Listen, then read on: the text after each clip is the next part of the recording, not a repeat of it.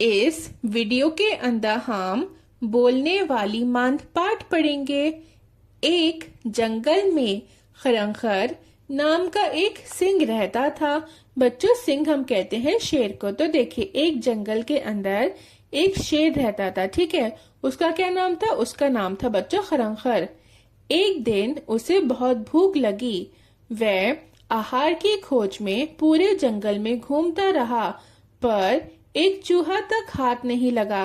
तो देखिए बच्चों, खरंकर को बहुत भूख लग रही थी। ठीक है, तो वो आहार की तलाश में, मतलब खाने की तलाश में क्या कर रहा था? पूरे जंगल में घूम रहा था। और देखिए बच्चों, उसके हाथ में एक चूहा तक नहीं लगा, मतलब उसको कुछ भी नहीं मिल रहा था खाने के लिए। इस खोज में ही शाम हो गई, अंधेरा हो रहा था। इसी समय उसे एक मांद दिखाई दी। तो देखिए बच्चों, खरंकर को कुछ भी नहीं मिल रहा था। ठीक है, और ढूंढते ढूंढते, खाने को ढूंढते ढूंढते क्या हो गई थी? शाम हो गई थी और अंधेरा हो रहा था। और उस समय खरंकर को क्या दिखाई दिया बच्चों? मांद दिखाई दी। मांद हम कहते हैं गुफा को। ठीक है, रात काटने के लिए वह उसी में घुस गया। अब देखिए बच्चों, खरंकर को अपनी रात गुजारनी थी। देखिए, रात काटना मतलब रात गुजारना। तो उसे रात गुजारनी थी, तो उसे जो गुफा दिखाई दी थी वो उसके अंदर ही घुस गया था, मतलब उसके अंदर चला गया था। उस मांद में घुसकर उसने सोचा, इसमें कोई ना कोई पशु तो रहता ही होगा। देखिए बच्चों, जब खरंकर मांद में, मतलब गुफा में घुस गया था, तो उसमें घुसने के बाद उसने क्या सोचा? उसने ये सोचा कि मांद में कोई पशु तो रहता ही होगा, मतलब कोई जानवर वगैरह तो रहता ही होगा। जब वह विश्राम करने के लिए इसमें घुसेगा, मैं उसे दबोच लूंगा। बच्चों, विश्राम मतलब आराम। ठीक है, दबोचना मतलब पकड़ना। अब देखिए, खरंकर ने सोचा कि ये जो मांद है, ये जो गुफा है, इसके अंदर कोई ना कोई तो जरूर रहता होगा। मैं क्या करूंगा, जब वो आराम करने के लिए इसमें आएगा ना, मैं उसे पकड़ लूंगा। ये सोचकर वह उस मांद में एक और छिपकर बैठ गया। देखिए बच्चों, और का मतलब तरफ। अब क्या हुआ, खरंकर जो है वो सब जो सोच रहा था, तो उसको सोचते हुए वो क्या हो गया? वो एक तरफ छिपकर बैठ गया। उस मांद में धदीपुछ नाम का एक सियार रहता था। तो देखिए बच्चों, जो मांद थी उसमें कौन रहता था? तो धदीपुछ नाम का एक सियार रहता था। वह मांद की ओर आ रहा था। मांद के द्वार पर आकर उसने देखा तो उसे सिंह के पैरों के चिन्ह दिखाई दिए।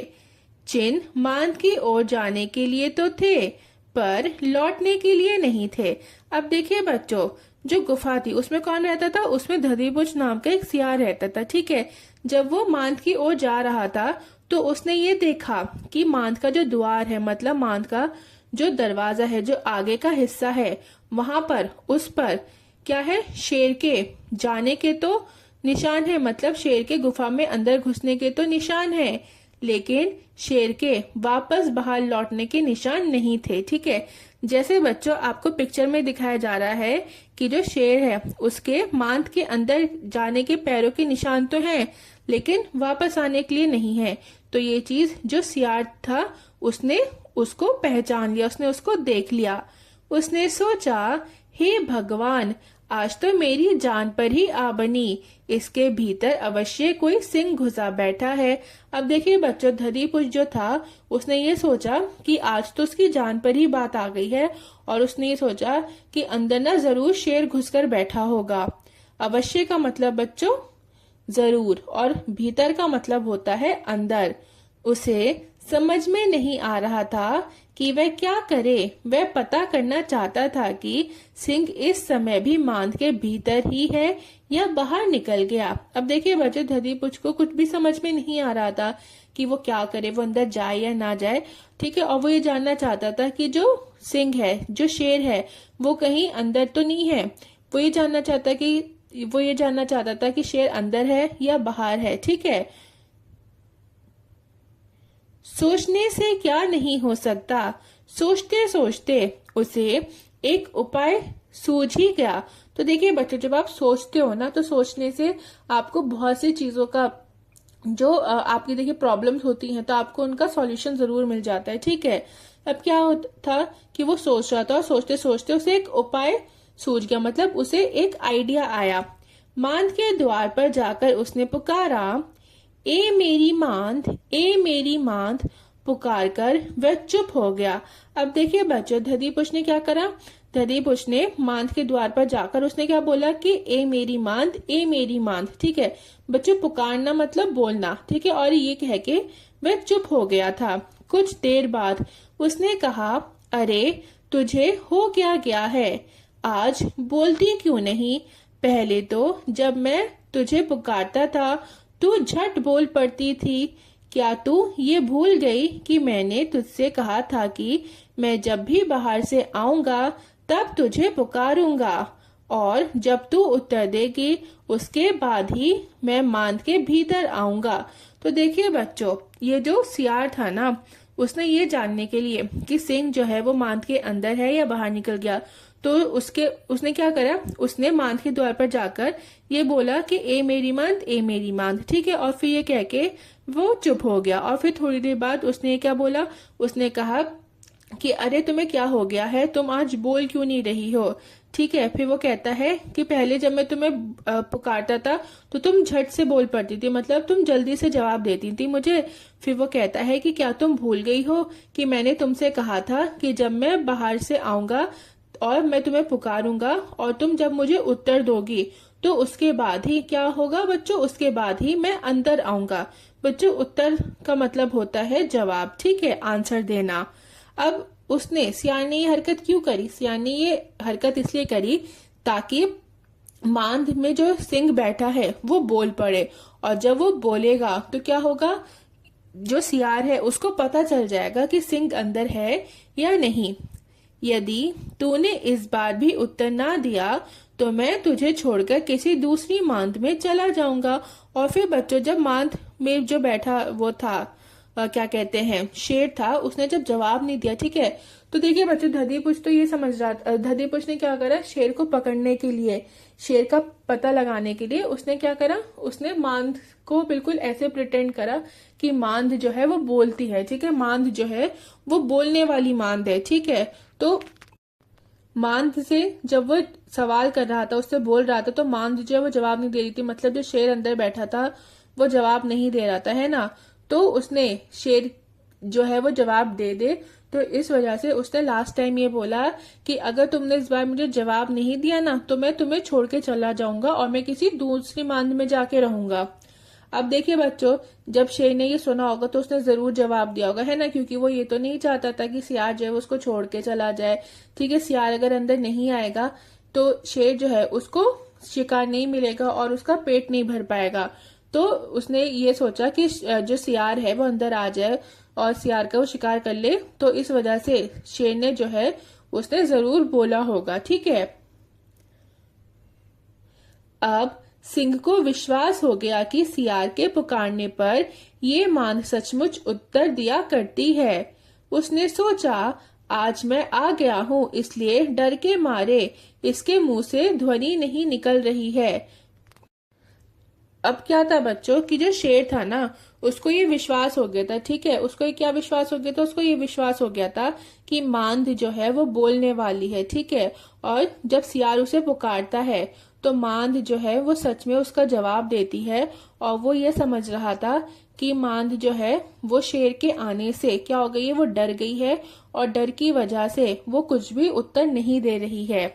उसने सोचा, ये मांद नहीं बोलती है तो कोई बात नहीं, इसके स्थान पर मैं ही उत्तर दे देता हूँ।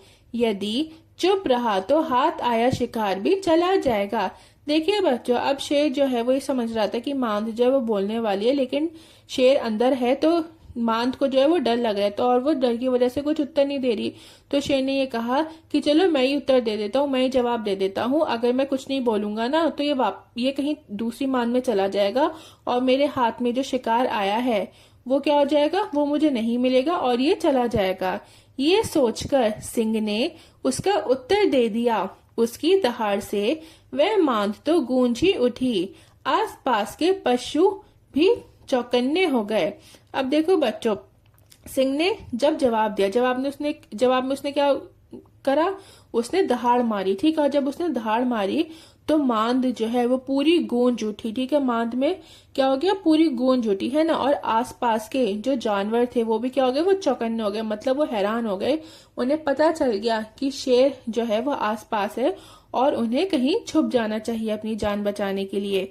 सियार वहां से यही कहते हुए चंपत हो गया कि इस वन में रहते हुए मैं बूढ़ा हो गया, पर आज तक कभी किसी मांद को बोलते हुए नहीं सुना। अब बच्चों, चंपत हो जाना मतलब भाग जाना। वन हम कहते हैं जंगल को। अब देखिए बच्चों, सियार जो होता है वो अपनी चालाकी के लिए जाना जाते हैं ना। सियार जो होता है वो बहुत इंटेलिजेंट होता है और बहुत चालाक होता है। तो सियार जो है वो वहां से क्या हो गया, चंपत हो गया, मतलब उस जगह से वो भाग गया। और क्या कह रहा था वो ये कह रहा था कि मैं इस जंगल के अंदर बूढ़ा हो गया हूँ, लेकिन आज तक मैंने कभी भी किसी मांद को बोलते हुए नहीं सुना है। तो बच्चों देखो, पूरी कहानी में क्या था, पूरी कहानी में ये था कि एक जंगल था, उसमें खरंखर नाम का एक शेर रहता था। अब शेर को बहुत भूख लग रही थी है ना, और फिर वो क्या कर रहा था, वो ढूंढ रहा था अपना खाना, लेकिन खाना ढूंढते ढूंढते उसको क्या हो गई थी, उसको शाम हो गई थी, अंधेरा हो गया था है ना। क्यों? क्योंकि खाना जो उसको नहीं मिल रहा था, उसे कोई भी चीज नहीं मिल रही थी खाने के लिए। तो उसको पास में क्या दिखाई दी, उसको पास में एक मांद दिखाई दी। ठीक है, एक गुफा दिखाई दी जिसमें उसने सोचा कि वो अपनी रात गुजारेगा। और वो बच्चों जब गुफा के अंदर घुस गया तो उसने ये सोचा कि इस मांद में जरूर कोई जानवर रहता होगा, और जब वो यहाँ पे इस मांद के अंदर आराम करने आएगा ना, तब मैं उसको पकड़ लूंगा। ठीक है, ये वो सोचकर मांद के अंदर वो छुप के बैठ जाता है।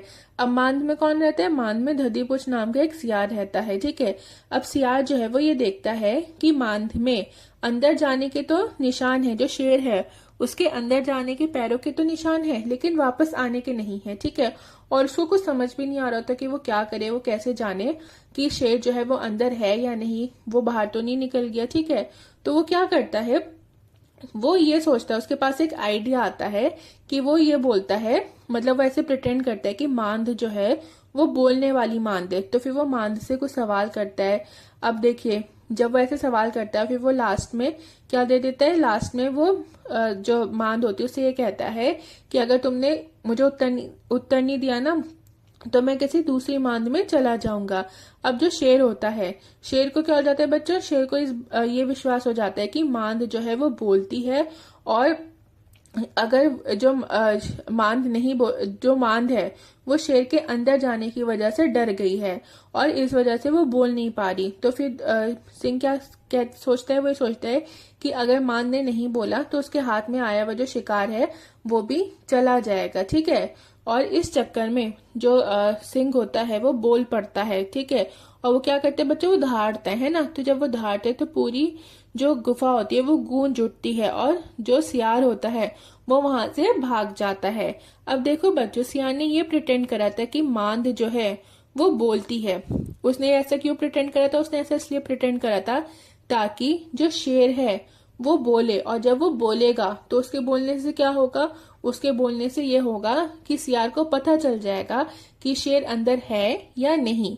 अगर जो वो है क्या कहते हैं, अगर शेर अक्लमंद होता, वो इंटेलिजेंट होता, वो क्या करता, तो वो नहीं बोलता कुछ भी। क्यों? क्योंकि बच्चों मांद कभी बोल सकती है, आप खुद सोचो, मांद कभी भी नहीं बोल सकती है ना।